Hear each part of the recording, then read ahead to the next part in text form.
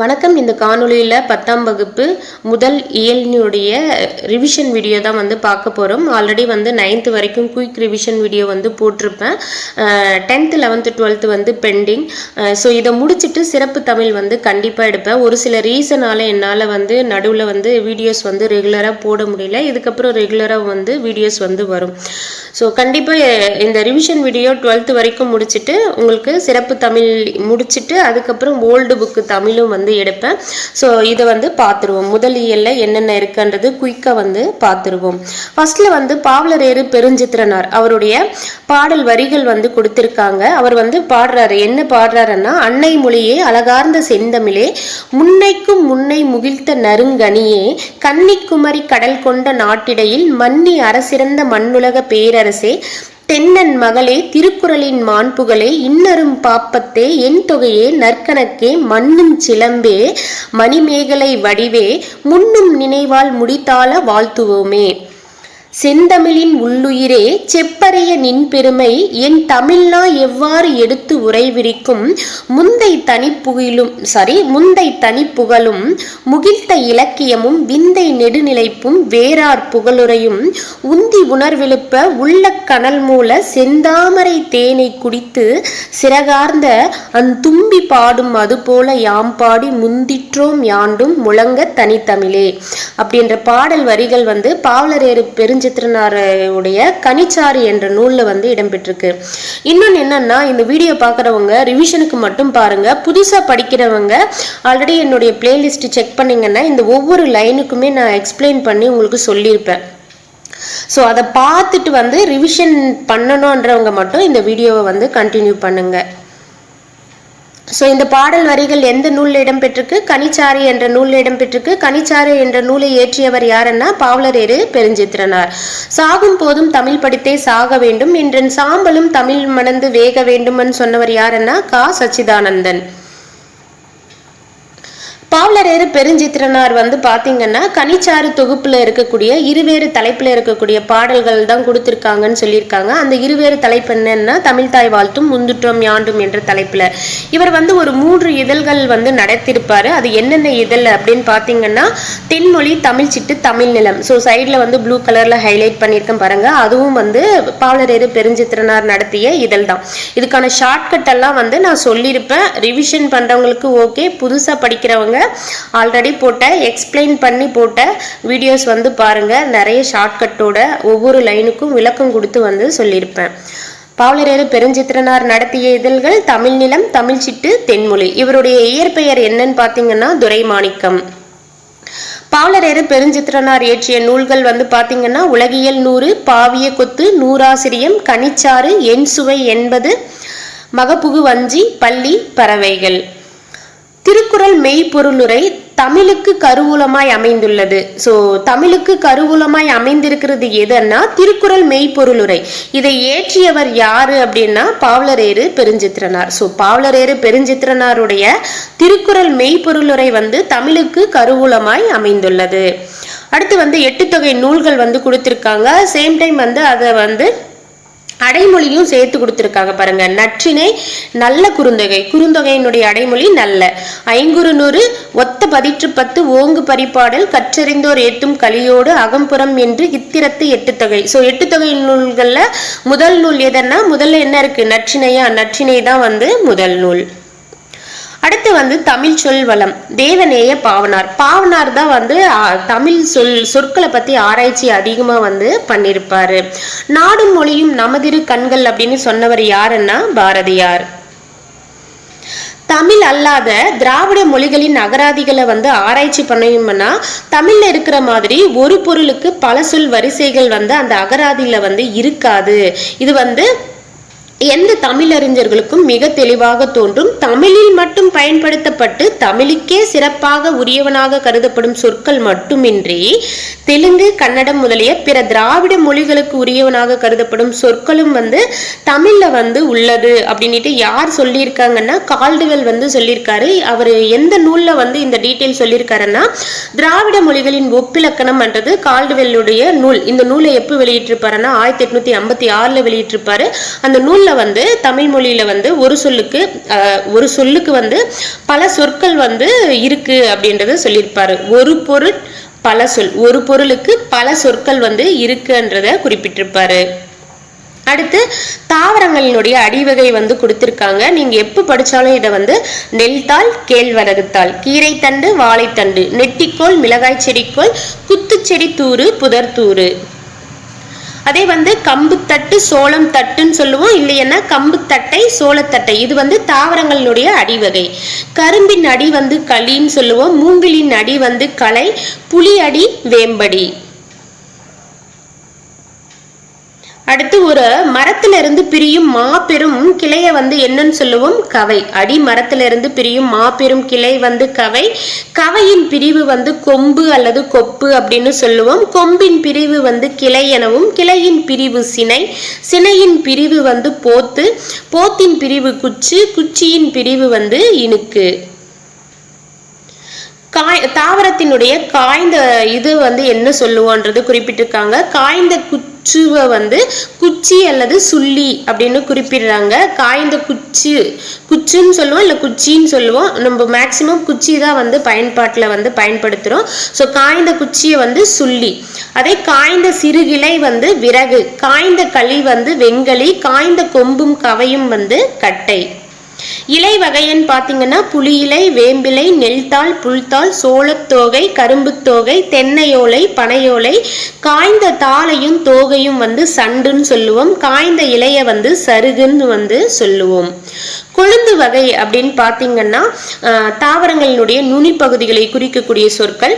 நெல்லினுடைய கொழுந்த வந்து துளிர், நெல் துளிர், புல் துளிர், நெல் தளிர் அல்லது நெல் தளிர், புல் தளிர். அடுத்து வந்து பாத்தீங்கன்னா புலி கொழுந்து, வேம்பு கொழுந்துன்னு சொல்லுவோம், இல்லைன்னா புலிமுறி, வேம்பு முறி. சோளம் குருத்து, கரும்பு குருத்து, தென்னை குருத்து, பனை குருத்து. கரும்பின் நுனி பகுதி வந்து கொழுந்தாடை. அடுத்து பூவின் நிலைகள். பூவின் தோற்ற நிலை வந்து பாத்தீங்கன்னா அரும்பு, பூ விரிய தொடங்கும் நிலை வந்து போது, பூவின் மலர்ந்த நிலை வந்து மலரன்னு சொல்லுவோம், இல்லைன்னா அலர் அப்படின்னு குறிப்பிடுவோம். மரம் செடியின்றி பூ கீழே விழுந்த நிலை வந்து வி, பூ வந்து வாடின நிலை வந்து செம்மல். ஸோ ரா இளங்குமரனார் அவருடைய டீட்டெயில் வந்து கொடுத்துருக்காங்க. இளங்குமரனார் வந்து ஒரு தமிழாசிரியர், நூலாக்க பணிகளை வந்து விரும்பி செஞ்சவர், சொல்லாராய்ச்சியில் பாவனரும் வியந்த பெருமகனார். சொல்லாராய்ச்சி என்னாவே பாவனர் தான். அவரே அவருக்கு அடுத்து சொல்லாராய்ச்சியில அதிகமா வந்து ஈடுபட்டவர் யாருன்னா ரா இளங்குமரனார்ன்றத சொல்லியிருக்காங்க. ஸோ இவரை பார்த்து பாவனரே வந்து வியந்திருக்காராம். திருச்சிராப்பள்ளிக்கு அருகில் அமைந்துள்ள அல்லூரில் திருவள்ளுவர் தவச்சாலையை அமைத்தவர் யாருன்னா ரா இளங்குமரனார். பாவனர் நூலகம் ஒன்றை உருவாக்கியவர் யாருன்னா ரா இளங்குமரனார். தமிழகம் முழுவதும் திருக்குறள் சொற்பொழிவுகளை வழங்கி வருபவர், தமிழ் வழி திருமணங்களை நடத்தி வருபவரும் யாருன்னா ரா இளங்குமரனார். விழிகளை இழக்க நேரிட்டால் கூட தாய் தமிழினை இழந்துவிடக் கூடாது என்று எண்ணியவர். அதற்காக தமிழ் தென்றல் திருவிக்கா போல இமைகளை மூடியபடி எழுதும் ஆற்றலை கற்றுக்கொண்டவர் யாருன்னா இளங்குமரனார். இளங்குமரனார் இயற்றிய நூல்கள் அப்படின்னு பாத்தீங்கன்னா இலக்கண வரலாறு, பாவனார் வரலாறு, இலக்கண வரலாறு, பாவனர் வரலாறு, தமிழிசை இயக்கம், தனித்தமிழ் இயக்கம், குண்டலகேசி உரை, யாப்பெருங்கலம்புரை, புறத்திருட்டு உரை, திருக்குறள் தமிழ் மரபுரை, காக்கை பாடினிய உரை, தேவநேயம் என்ற நூலையும் வந்து ஏற்றிருக்காரு. இந்த நூல்கள் எல்லாம் ஏற்றியவர் யாருன்னா உலக பெருந்தமிழர் தமிழ் திரு ரா இளங்குமரனார்.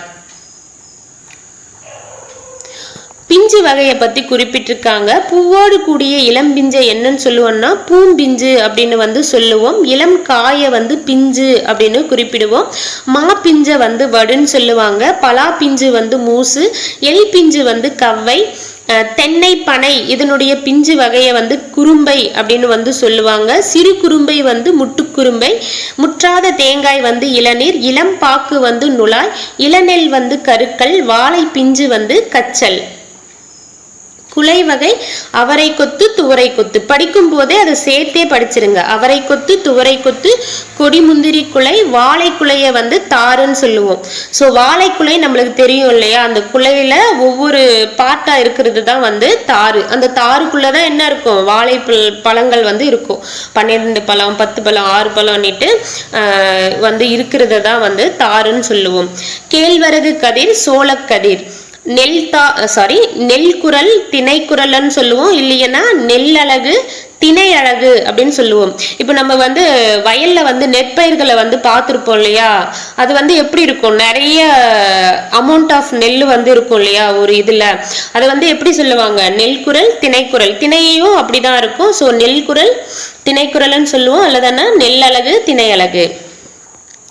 வாழைத்தாற்றின் பகுதி தான் வந்து சீப்பு. கெட்டுப்போன காய்கனி வகை. நுனியில் சுருங்கிய காயை வந்து சூம்பல் அப்படின்னு வந்து சொல்லுவாங்க. சுருங்கிய பழத்தை வந்து சிவியல் அப்படின்னு சொல்லுவாங்க.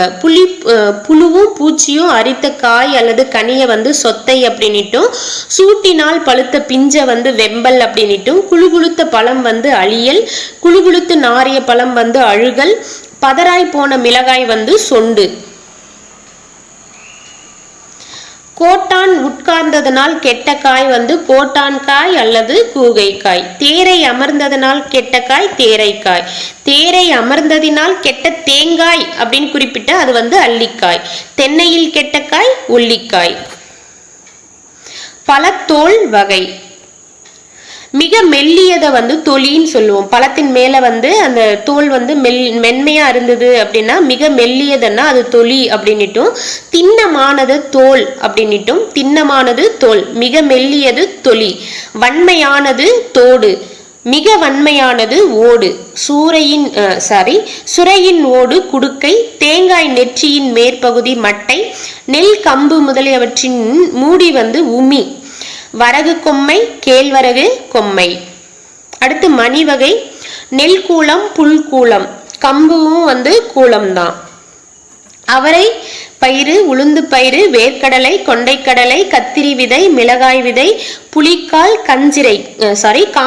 காஞ்சிரைன்னா நச்சு மரம், அதையும் வந்து கால், அதனுடைய விதையை வந்து என்னன்னு சொல்லுவோம், கால் அப்படின்னு குறிப்பிடுவோம். வேம்பு முத்து ஆமணக்கு முத்து, மாங்கொட்டை பனைக்கொட்டை, தென்னையின் வித்து தேங்காய், அவரை துவரை முதலையினுடைய மணி வகையை வந்து முதிரை அப்படின்னு சொல்லுவோம்.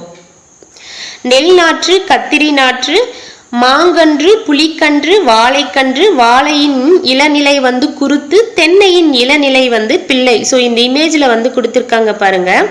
நாற்று இங்க வந்து நெல் நாற்று கொடுத்துருக்காங்க. இன்னொரு இடத்துல நாற்று இருக்கு இல்லையா, அது வந்து கத்திரிக்காய், அந்த கத்திரிக்காய் விளையும் இல்லையா, அதனுடைய நாற்று வந்து இமேஜ்ல கொடுத்துருக்காங்க. அடுத்து வந்து தென்னம்பிள்ளை கொடுத்துருக்காங்க. அடுத்து வாழை கன்று கொடுத்துருக்காங்க. மடலி இருக்கு இல்லையா, அது வந்து பனை மரம் வந்து அது குட்டியா முளைக்கிறப்ப இப்படிதான் இருக்கும் மடலி. அடுத்து வந்து அந்த கொஞ்சம் வளர்ந்து இருக்கும் இல்லையா பயிறு, அது வந்து பைங்கூழ் அப்படின்னு சொல்றோம். விழாவின் இளநிலை குட்டி. மடலி அல்லது வடலி அண்ணா பனையின் இளநிலை. ஸோ பனையின் இளநிலை வந்து மடலி அல்லது வடலி, விழாவின் இளநிலை குட்டி.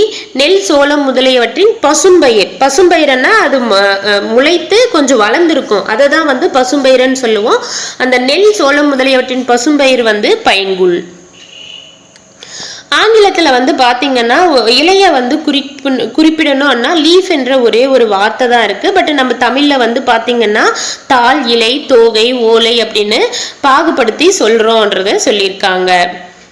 அடுத்து சம்பா வந்து பாத்தீங்கன்னா சம்பாவில் மட்டுமே வந்து 60 உள்வகைகள் வந்து உள்ளனன்றத குறிப்பிட்டிருக்காங்க. சம்பாவில் மட்டுமே எத்தனை உள்வகைகள் இருக்கு, 60 உள்வகைகள் வந்து இருக்கு.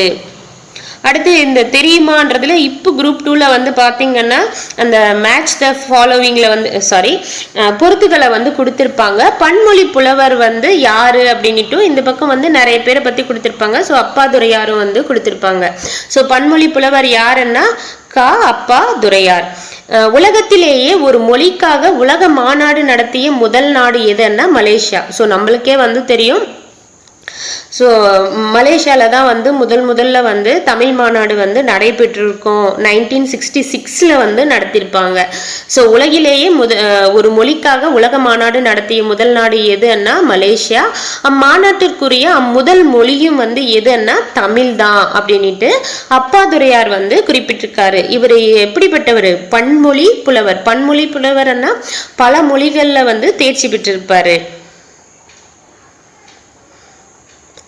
தமிழ் சொல்வளம் என்ற கட்டுரை இயற்றியவர் யாருன்னா பாவனார். தமிழ் சொல்வளம் என்ற கட்டுரையை இயற்றியவர் யாருன்னா பாவனார். மொழி ஞாயிறு என்று அழைக்கப்படுபவர் தேவநேய பாவனார். இந்த தமிழ் சொல்வளம் என்ற கட்டுரையிலிருந்து சொல்லாய்வு கட்டுரைகள் நூலில் உள்ள தமிழ் சொல் வளம் என்னும் கட்டுரையின் சுருக்கம் தான் வந்து பாடமாக கொடுத்திருக்காங்க அப்படின்னு சொல்றாங்க. இவர் வந்து பாத்தீங்கன்னா பல்வேறு இலக்கண கட்டுரைகளையும் மொழி ஆராய்ச்சி கட்டுரைகளையும் எழுதியிருக்காரு அப்படின்னுட்டும் தமிழ் சொல்லாராய்ச்சியில் உச்சம் தொட்டவர் பாவனார். செந்தமிழ் சொற்பிறப்பியல் அகரமுதலி திட்ட இயக்குனராக பணியாற்றியவர் பாவனார். உலக தமிழ் கழகத்தை நிறுவி தலைவராக இருந்தவர் வந்து பாவனார். போர்ச்சுகீஸ் நாட்டின் தலைநகர் எதுன்னா லிஸ்பன்.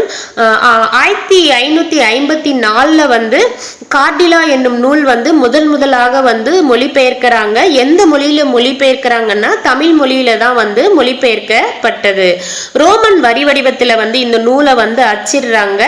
ஸோ இதனுடைய பெயர் வந்து பாத்தீங்கன்னா கார்டிலா டி லிங்குவா தமிழ் போர்ச்சுகஸ் அப்படின்றது தான். ஸோ அந்த அச்சிடப்பட்டது 2 வண்ணங்கள்ல இருந்தது. கருப்பு சிவப்பு என்ற வண்ணங்கள்ல வந்து அச்சடிச்சாங்க.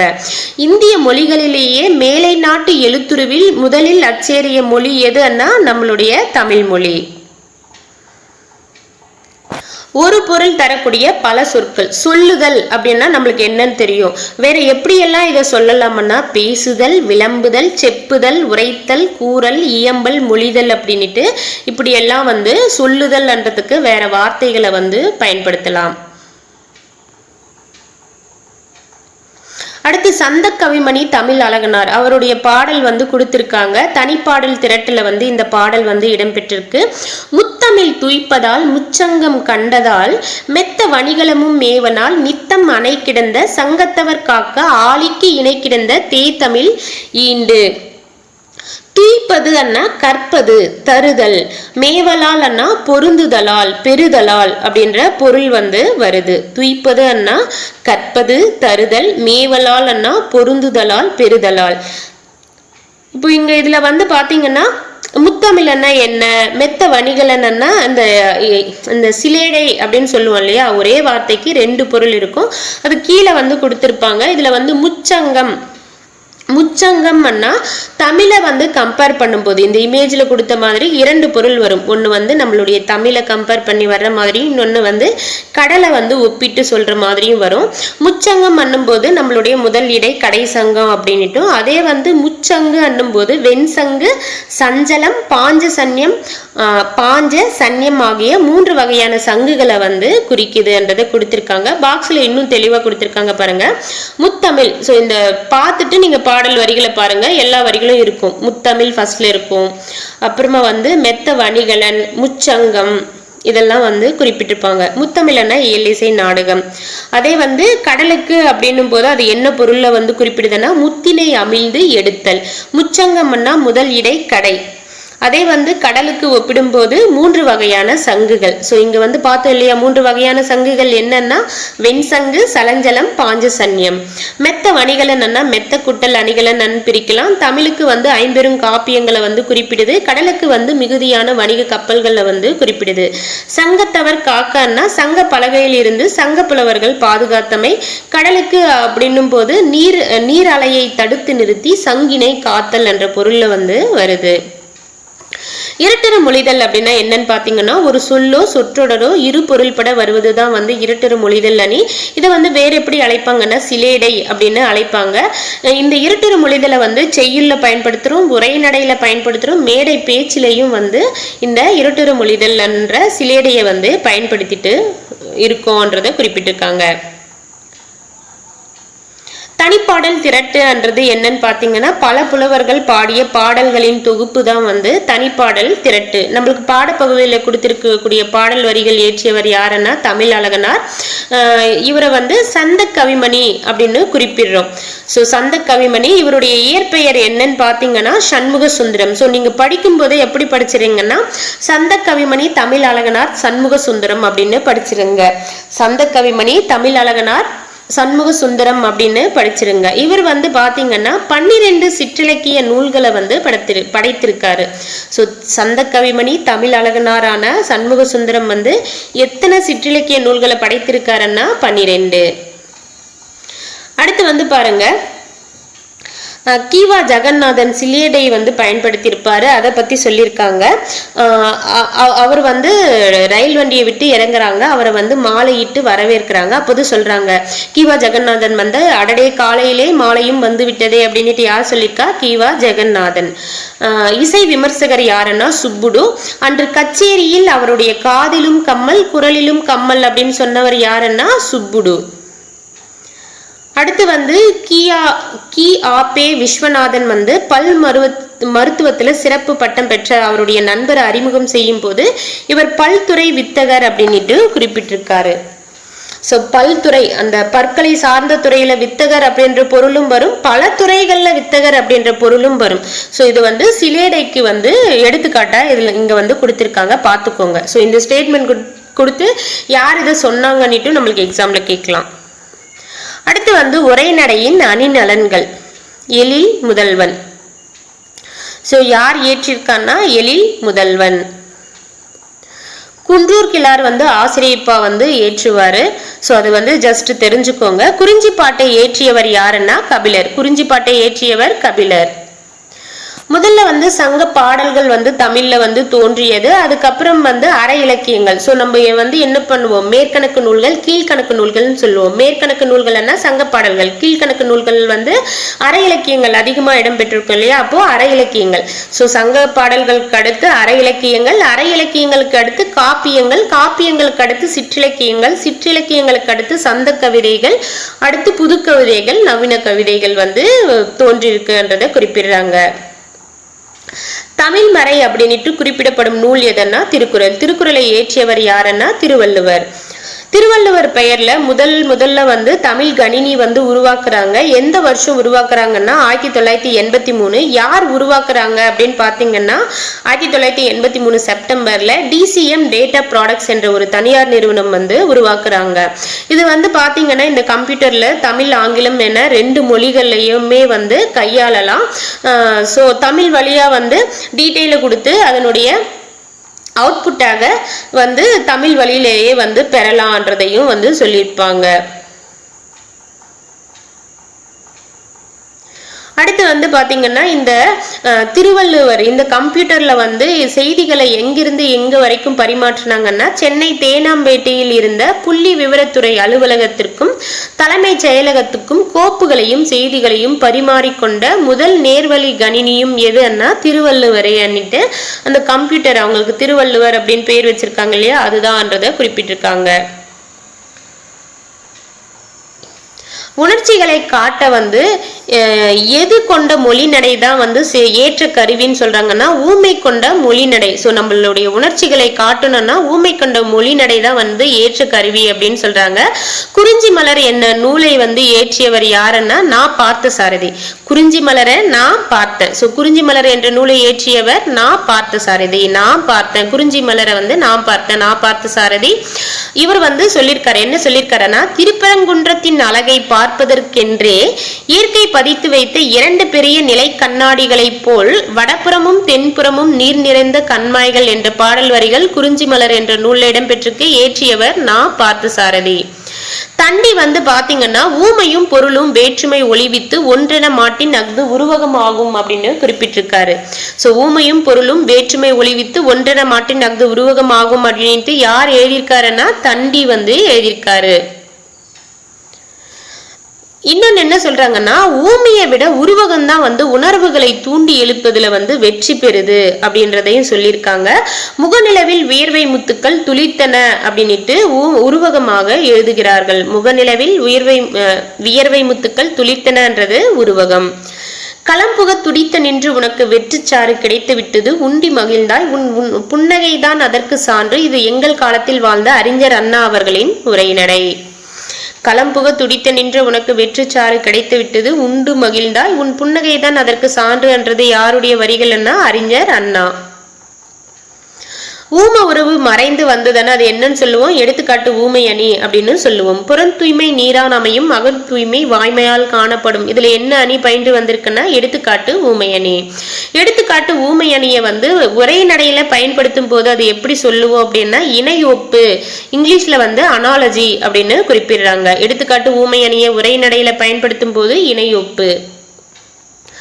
ஊர் கூடி செக்கு தள்ள முடியுமா என்று கேட்கிறார்கள். ஊர் கூடின பிறகுதான் செக்கு தள்ள வேண்டும் என்று காத்திருப்பவர்களின் காரியம் கை கூடாது. புரோகிதருக்காக அமாவாசை காத்திருப்பதில்லை அப்படின்ட்டு சொன்னவர் யாருன்னா ராமசாமி. எந்த நூல்ல சொல்லியிருக்காருன்னா மலையும் புயலும் என்ற நூல்ல வந்து சொல்லியிருக்காரு. தொல்காப்பியர் வந்து பாத்தீங்கன்னா ஞாயிறு, திங்கள், நெஞ்சம் போன்ற அக்ரிணை பொருள்களை வந்து சொல்லுன போலவும் கேட்கின போலவும் சொல்லியாங்கு அமையும் என்று எழுதும் திறத்தை குறிப்பிட்டிருக்கிறார். ஸோ அக்ரிணை பொருள்களை வந்து உயிருள்ள பொருட்களாகவும் உயிருள்ள பொருட்களை வந்து உயிரில்லாத பொருட்களாகவும் வந்து பயன்படுத்தி இருப்பாரு. உயிரில்லாத பொருட்களை உயிர் உள்ளன போன்றும் உணர்வில்லாத பொருட்களை உணர்வுடையன போலவும் கற்பனை செய்வதுன்று என்று எடுத்து காட்டுகிறார். இத வந்து என்னன்னு சொல்றாங்க, இலக்கணை அப்படின்னு சொல்றாங்க. சோ இதுக்கு முன்னாடி என்ன பார்த்தோம், உரைநடையில வந்து எடுத்துக்காட்டு ஊமை அணியை பயன்படுத்தினா அது வந்து இணையொப்பு அப்படின்னு குறிப்பிட்டோம். அதே வந்து உயிரில்லாத பொருள்களை வந்து உயிர் இருக்கிற மாதிரியும் உணர்வில்லாத பொருள்களை உணர்வு இருக்கிற மாதிரியும் வந்து கற்பனை செய்யறத வந்து இலக்கணை அப்படின்னு குறிப்பிடுறாங்க. சோலையில் புகுவேன், மரங்கள் கூப்பிடும், விருந்து வைக்கும், ஆலமர நிழலில் அமர்வேன், ஆள் என் விழுதை பார், அந்த அரசுக்கு இஃது உண்டா என்னும். அரசு கண்ணீர் படும், யான் விழுதின்றி வானுர ஓங்கி நிற்கிறேன், என்னை மக்கள் சுற்றி செல்கிறார்கள் கான் என்னும். வேம்பு என் நிழல் நலஞ்செய்யும், என் பூவின் குணங்களை சொல்கிறேன் வா என்னும். அத்தி, நாகை, விழா, மா, வில்வம் முதலிய மரங்கள் விழியாமல் இருக்குமோ சிந்தனையில் அவைகளின் நுட்பங்கள் விளங்கும். மலை என்னை அடிக்கடி அழைக்கும், மலை மீது இவர்வேன், ஓரிடத்தில் அமர்வேன், மேலும் கீழும் பார்ப்பேன், சுற்றும் முற்றும் பார்ப்பேன், மனம் அமைதி எய்தும். இந்த வரிகளை ஏற்றியவர் யாருன்னா தமிழ் தென்றலான திருவி கல்யாண சுந்தரனார் வந்து ஏற்றிருக்காரு. தென்றல் அசைந்து வரும் தென் தமிழ் நாட்டில் அமைந்த திருக்குற்றாலம் மலைவளம் படைத்த பழம்பதி ஆகும். அம்மலையிலே கோங்கும் வேங்கையும் ஓங்கி வளரும், குரவமும் முல்லையும் நறுமணம் கமலும், கோலமாமையில் தோகை விரித்தாடும், தேனுண்ட வண்டுகள் தமிழ் பாட்டிசைக்கும். இத்தகைய மலையினின்று விரைந்து வலிந்திறங்கும் வெள்ளருவி வட்டச் சுனையிலே வீழ்ந்து பொங்கும் பொழுது சிதறும் நீர்த்திவலைகள் பாலாவிற்போர் பரந்தெழுந்து மஞ்சினோடு சேர்ந்து கொஞ்சி குழாவும் அப்படின்ட்டு இந்த வரிகளை யார் குறிப்பிட்டிருக்காருன்னா ராபி சேது பிள்ளை அவர்கள் வந்து குறிப்பிட்டிருக்காரு. எந்த நூல்ல குறிப்பிட்டிருக்காருன்னா தமிழின்பம். ஸோ தமிழின்பம் என்ற நூல் வந்து சாகித்ய அகாடமி விருது வந்து வாங்கியிருக்கும் ராபி சேது பிள்ளை. இவருடைய சிறப்பு பெயர் தான் வந்து சொல்லின் செல்வர். சொல்லின் செல்வர் என்று அழைக்கப்படுபவர் யாருன்னா ராபி சேது பிள்ளை. இவர் வந்து இந்த குற்றாலம் மலையை பத்தி குறிப்பிட்டிருக்காரு. நாட்டுப்பற்று என்ற கட்டுரை வந்து யாருடையதுன்னா மு வரதராசனார். நாட்டுப்பற்று என்ற கட்டுரை யாருடையதுன்னா மு வரதராசனார் அவருடையது. வாழ்க்கை நடத்துவதற்கு பொருள்கள் பல வேண்டும், அரிசி, காய், கனி முதலியவை வேண்டும், உடை, வீடு முதலியவை வேண்டும், காசும் காகித நோட்டும் வேண்டும், இன்னும் பல வேண்டும், இவற்றை ஆளும் அறிவும் வேண்டும் அப்படின்னு எழுதியவர் யாருன்னா மு வரதராசனார் வந்து நாட்டுப்பற்று என்ற கட்டுரையில வந்து எழுதியிருக்காரு. படிக்கிறதுக்கு வந்து முரண்படுவது போல இருக்கும், உண்மையிலே வந்து முரண்படாது. அதை வந்து என்னன்னு சொல்வோம், முரண்படாது மெய்மையை சொல்வது வந்து முரண்படு மெய்மை, பேரடாக்ஸ் அப்படின்னு குறிப்பிடுவோம். இந்த உலகத்தில் அந்த முரண்படு மெய்மைக்கு ஒரு எடுத்துக்காட்டு, இந்த உலகத்தில் பயம் என்ற ஒன்றிற்கு தவிர வேற எதற்கும் நாம் பயப்பட வேண்டாம் அப்படின்றது முரண்படு மெய்மை. அடுத்து சொல்முரண். கலப்பில்லாத பொய் என்றது சொல்முரண். இதை ஆக்சிமுரண் அப்படின்னு சொல்றாங்க ஆங்கிலத்துல. கலப்பில்லாத பொய் என்றது சொல்முரண். சொல்லும் முறையில் அழுத்தம் கொடுப்பதற்காக எதிரும் புதிருமான முரண்படும் கருத்துக்களை அமைத்து எழுதுவோம். இந்த எதிரும் புதிருமா இந்த கருத்துக்களை அமைத்து எழுதுறதை என்ன சொல்றாங்கன்னா எதிரிணை இசைவு. எதிரும் புதிரும்னா எதிரிணை இசைவு, ஆன்டிதெசிஸ். ஆங்கிலத்துல ஆன்டிதெசிஸ் குறிப்பிடுறாங்க. குடிசைகள் ஒரு பக்கம், கோபுரங்கள் மறுபக்கம், பசித்த வயிறுகள் ஒரு பக்கம், புலி சேப்பக்காரர்கள் ஒரு மறுபக்கம், மெலிந்த எலும்பு கூடுகள் ஒரு பக்கம், பருத்த தொந்திகள் மறுபக்கம், கேடுகெட்ட இந்த சமுதாயத்திற்கு என்றைக்கு விமோச்சனம்? தோழர்களே சிந்தியுங்கள் அப்படின்ட்டு யார் சொல்றாங்க? ஜீவானந்தம் அவர்கள் சொல்றாங்க. பெரியாரை பத்தி அறிஞர் அண்ணா குறிப்பிடுறாரு.